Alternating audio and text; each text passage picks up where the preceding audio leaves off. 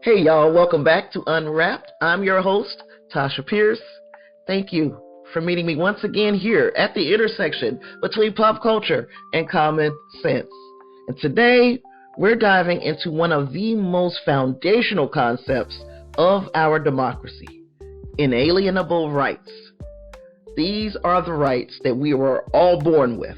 The ones that can't be taken away, can't be sold, and we're going to break down why those rights are still just as important today as they were when the Declaration of Independence was first signed.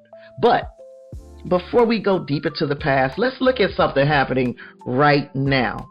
Today, on Meet the Press, President Donald Trump was asked in an interview if he believes he has to follow the Constitution.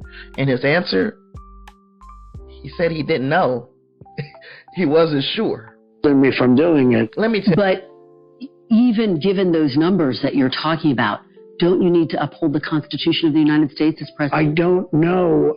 I have to respond by saying again, I have brilliant lawyers that work for me, and they are going to obviously follow what the Supreme Court said. Let me tell you, that's not just a bad take. That is a dangerous one as well. To even entertain the idea that a president, or anyone for that matter, might choose whether or not to follow the Constitution, that's a direct threat to the very system that protects our rights. So today we're going to explain why that mindset, one that suggests the Constitution and inalienable rights can be disregarded, is not only troubling, but how it affects our human rights. We're going to take a journey through history, remind ourselves what we fought for and why we need to keep fighting to preserve those freedoms. So stick with me, because this conversation is about protecting our future.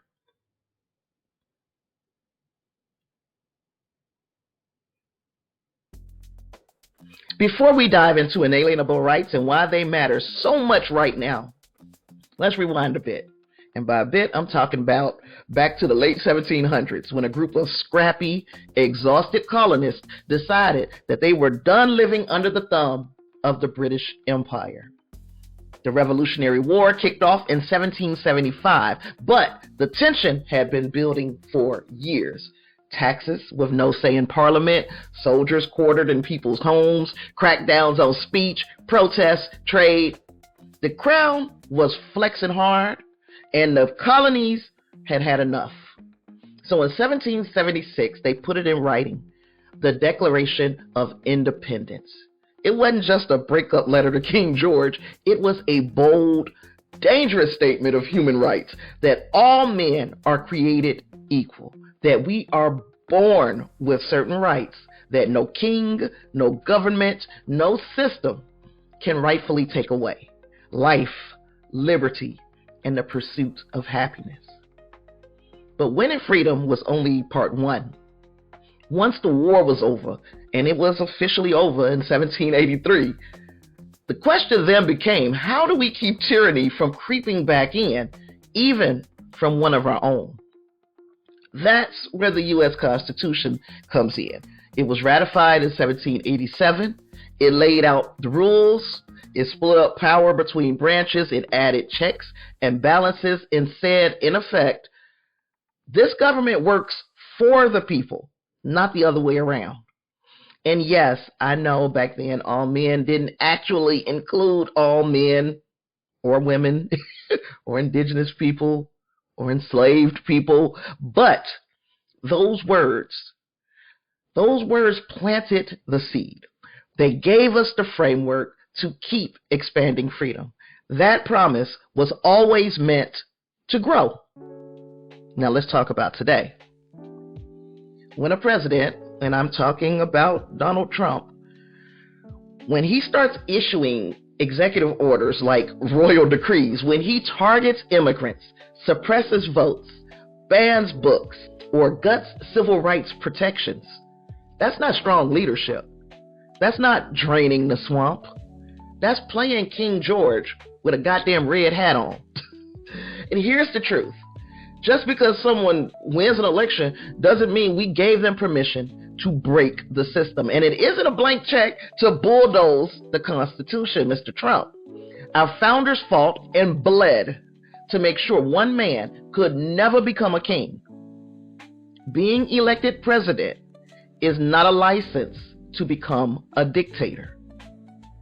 The whole point of that Revolutionary War, the whole reason we drafted the Declaration in the Constitution, was to keep power in check, to protect the rights of every human being, not just citizens, not just voters, not just people who agree with the president. Every human being. So if you're listening and you are a Trump supporter, I need you to hear me out.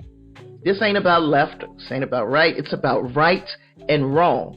If we lose the idea that everyone has rights, that no leader is above the law, we've lost the very thing we were founded on. Now this episode is going to walk us through that promise, what it meant in 1776 and what it still means in 2025. So settle in, because we're about to unwrap some truth. All men are created equal, endowed by their Creator with certain inalienable rights. I think that's one of the most important sentences in the English language. And then the next sentence of the Declaration says, to secure these rights, governments are instituted among men, deriving their just powers from the consent of the governed. And governments either acknowledge those rights or they fail to acknowledge those rights, but they never, never confer rights. If they're given by government, they can be taken away by government.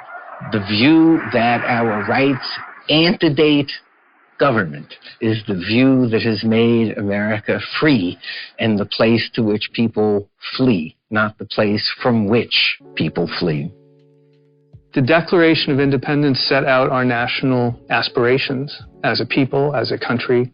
The Constitution is the mechanism that allows that process to happen. So let's talk about inalienable rights. It's not a term we throw around much anymore, but its meaning, the meaning is huge. Inalienable means they can't be taken away. Not by a king, not by a president, not by a law or a mob or majority vote. These are rights you're born with, not because the government says so, but because you're human. They are your birthright.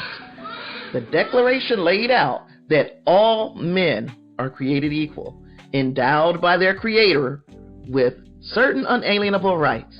Among those are life, liberty, and the pursuit of happiness. That's deep. It says your rights don't come from the government. The government exists to protect those rights. That flips the power dynamic completely. The government is not in power. The people are in power. Now here's the twist. The founders didn't always live up to that. A whole lot of folks were left out of that promise. Black folks, native folks, women, immigrants. But those words still mattered because they gave future generations something to hold on to and something to fight for. And fast forward to now, and that fight, the fight is still going. Because when we see a leader, any leader, trying to chip away at people's rights, banning books, attacking LGBTQ people, threatening to round up immigrants into camps in El Salvador, using executive orders to do what Congress can't or won't. And we're seeing history repeat itself in a very dangerous way. And I get it. Some people say it's just political theater. They'll say, well, Obama used executive orders too. Or they'll say, Trump's just doing what his voters want. But let me be clear. It's not about who is in office. It's about how they use the office. Executive orders are not necessarily the problem. The problem is unaccountable power. No accountability. When a president bypasses Congress on purpose, when they punish political enemies, or when they use the military or federal agencies like personal weapons, That's tyranny with better marketing. It doesn't matter who's doing it. It matters that we recognize it for what it is and that we call it out. And when the same president demonizes immigrants, treating people like they're subhuman because they weren't born here, that's not just bad policy. It's a betrayal of the very first promise we made as a nation, that human rights come first. Because inalienable rights don't stop at the border. If we believe that people have the right to life and liberty just by being human, then that applies to everyone. Not just Americans, not just Christians, not just people with papers, not just Trump supporters. Everyone. So, if you are a Trump supporter listening now, this is not about trying to shame you. I don't gain anything from shaming you. It's about asking you to see the bigger picture. You can like someone's policies. You can even vote for them.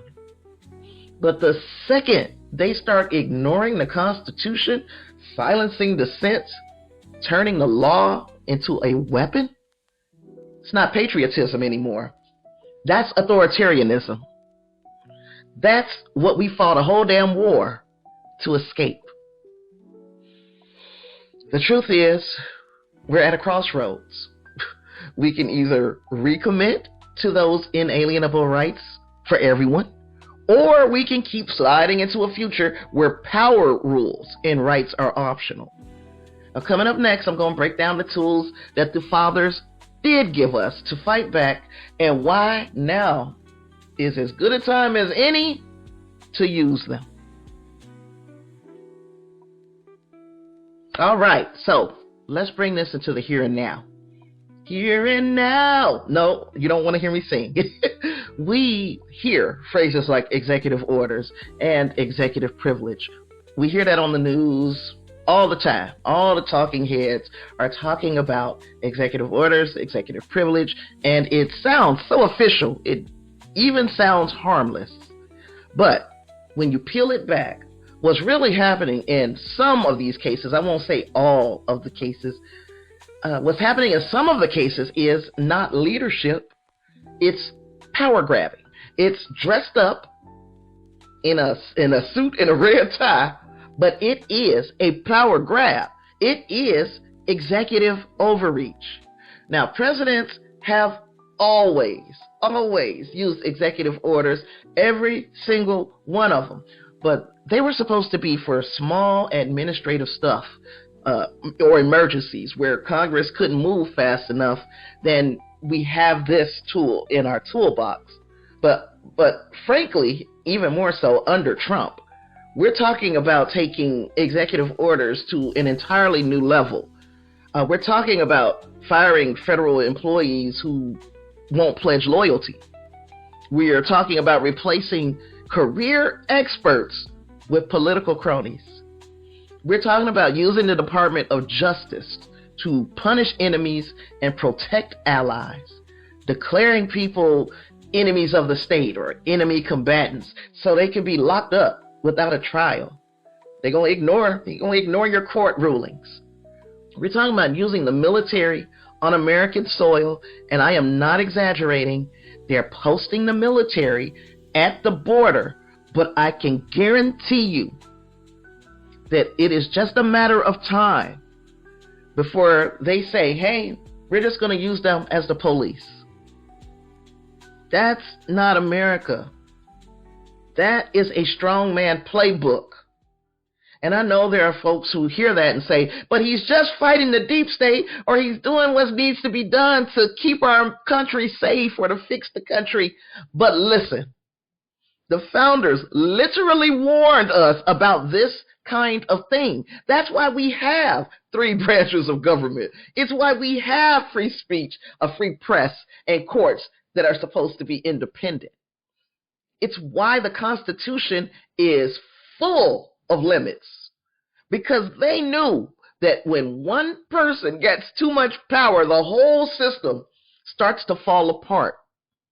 Once upon a time, I think we knew that, like back in when was it, 7th or 8th grade? But now it seems like we have forgotten. But once those rights are gone, they don't just magically come back. Ask anybody, ask anyone who has ever lived under a dictatorship. Ask anyone who had to flee their home country because they spoke the wrong language, they loved the wrong person, they practiced the wrong faith, or they just asked too many damn questions. That would be why I would get thrown out, because I asked too many goddamn questions. But when Trump talks about mass deportations, making these camps, using the Insurrection Act to shut down protests, you know what's coming.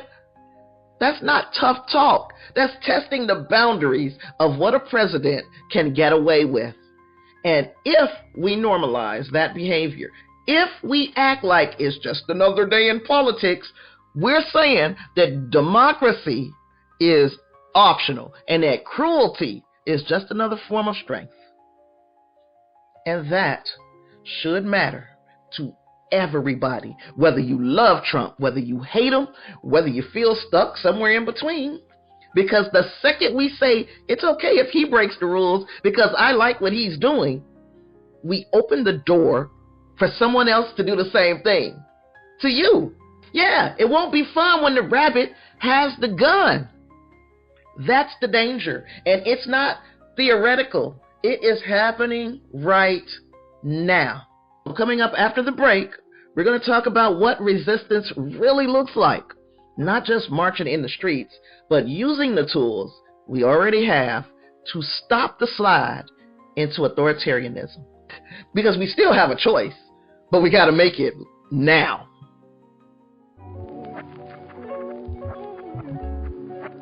All right, y'all, before we keep it moving, let me take a second to show some love and handle a little bit of business. So if you're feeling what I'm doing over here on UnWrapped, from our occasional pop culture deep dive to real talk about what's going on in this world, make sure you subscribe so you never miss a drop. Want to take it a step further? You can support the show by becoming a patron over on patreon.com/Tasha Pierce. That's how I keep this thing independent and authentic. Plus, every dollar helps keep the mic hot, the research deep, and the content consistent. A huge shout out to my current patrons. You already know. I see you. I appreciate you. Thank you for riding with me. And if you want to keep the conversation going or drop a tip, a question, a story idea, you can always hit me up at TashaIsUnWrapped@proton.me. Also, come find me on Blue Sky. I'm at Tasha Is Unwrapped over there as well. That's where I post updates, thoughts, and random nerdy-ish between episodes. All right, commercial over. Let's get back to it.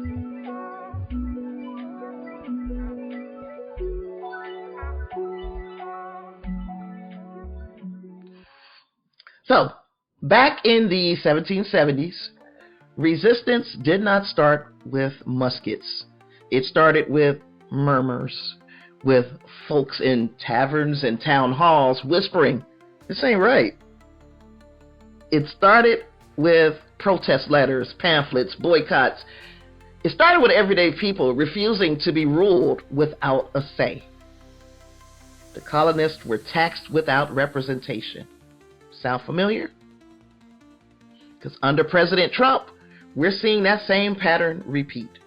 He recently issued that executive order and with the tariffs, quote unquote, Liberation Day. And under that order, he slapped a 145% tariff, which is basically a tax, on all goods coming from China, with the exception of some electronics and other little things. But think about what that means.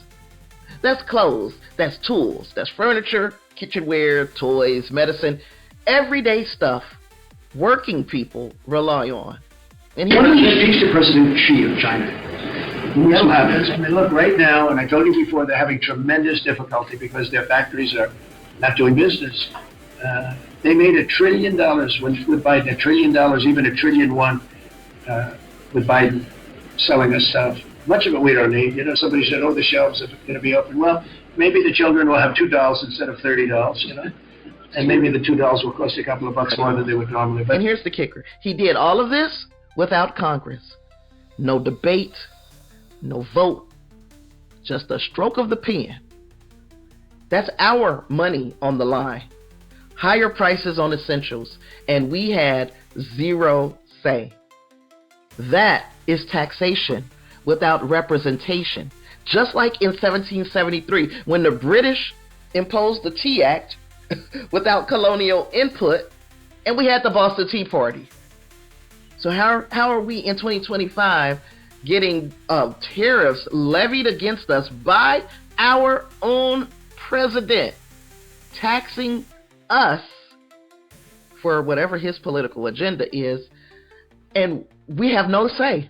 In 1773, the colonists were ruled by a king who issued decrees unchecked. Today, we got a president who uses executive orders like royal proclamations. He is stripping away immigrant protections.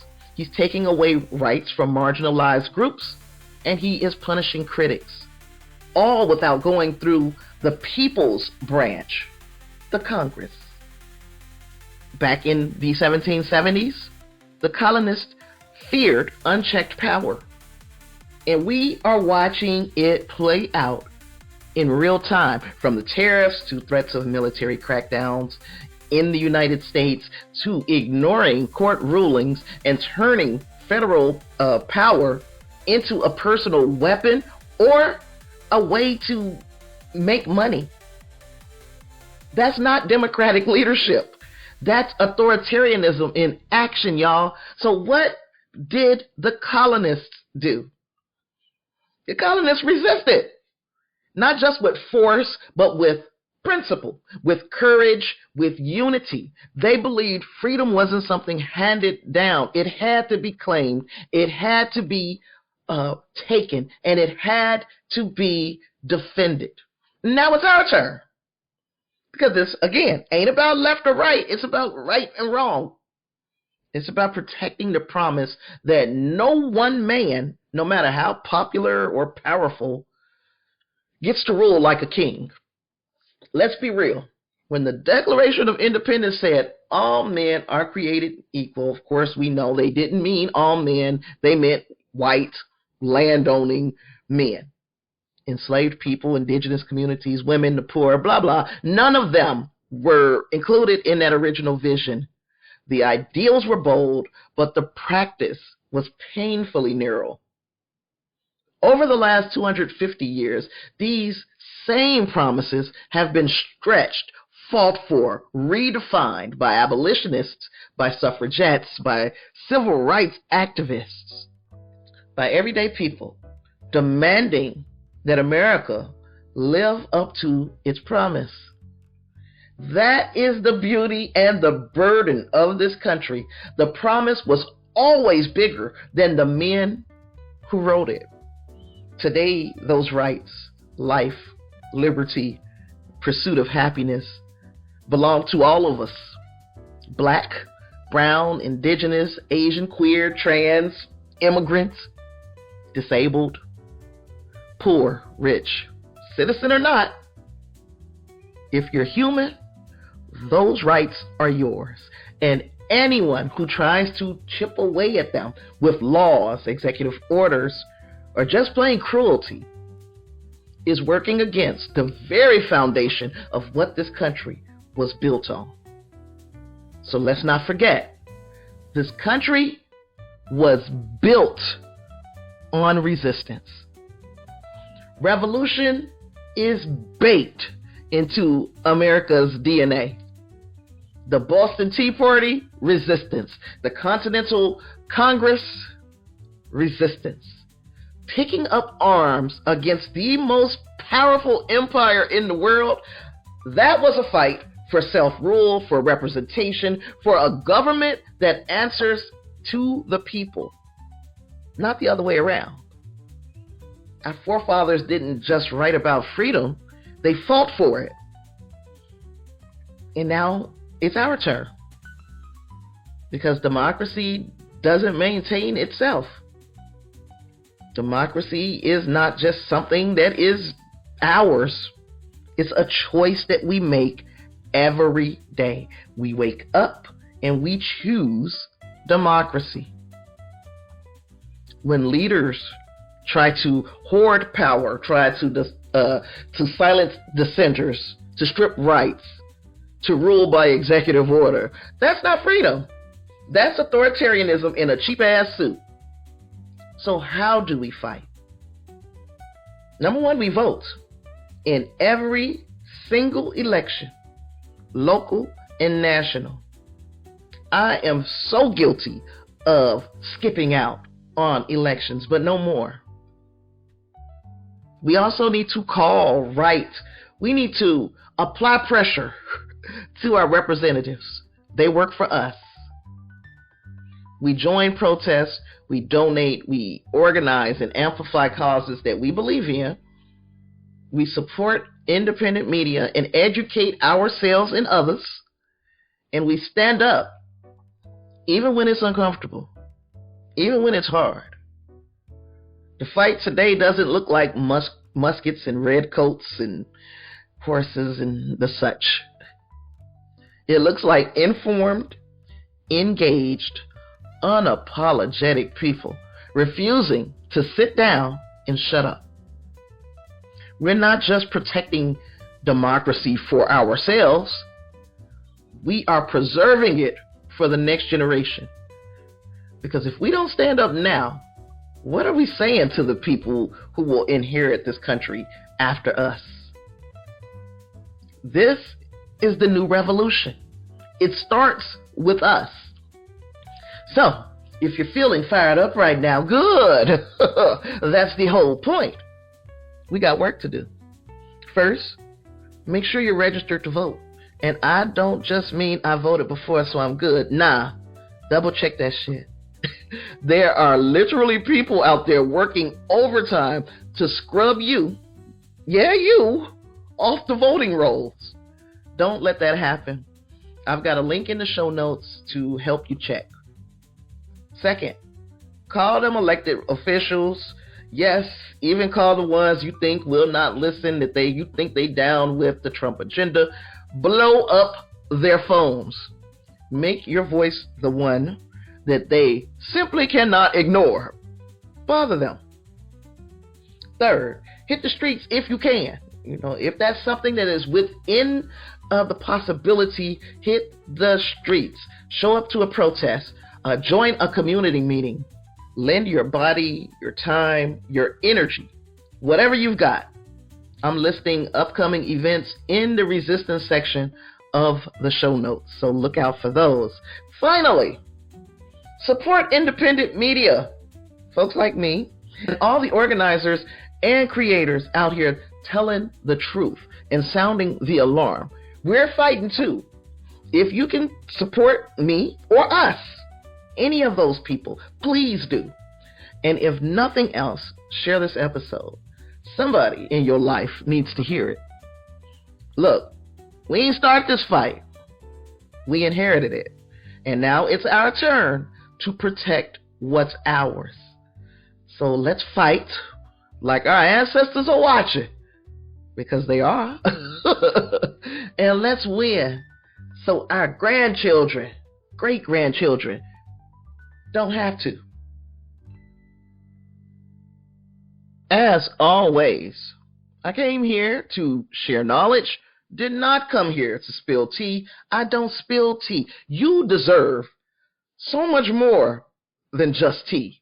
Even though that's how this whole thing started, with a goddamn tea party. I don't spill tea, darling. I'm very thankful that you joined me here today. You can check the show notes and the description for all kinds of information about upcoming protests, about how you can fight, and ways to support me and the show. And with all that being said, it has been a joy talking to you today about inalienable rights and why you need to protect yours. And I'll see you in the next one. Peace. Every click, every share, y'all make us fly. Together we shine brighter than the sky. Shout outs to comments, we see every word. Y'all the reason Tasha's voice gets heard. Subscribers growing, lighten up the day. With your support, we'll never fade away. Thank you, UnWrapped family. Keep us strong, keep us strong. Your love and your faith help us move along, help us move along. Every click, every share, y'all make us fly, y'all make us fly. Together we shine, brighter than the sky, brighter than the sky. Roll call for the peeps who keep it alive. Patron super chats all here on the drive. Tasha got the mic, but you fuel the vibe. This channel's a party and y'all keep it live. Monthly supporters, give y'all a cheer. Live stream energy, you bring the gear. Every episode's magic, cause of y'all's touch.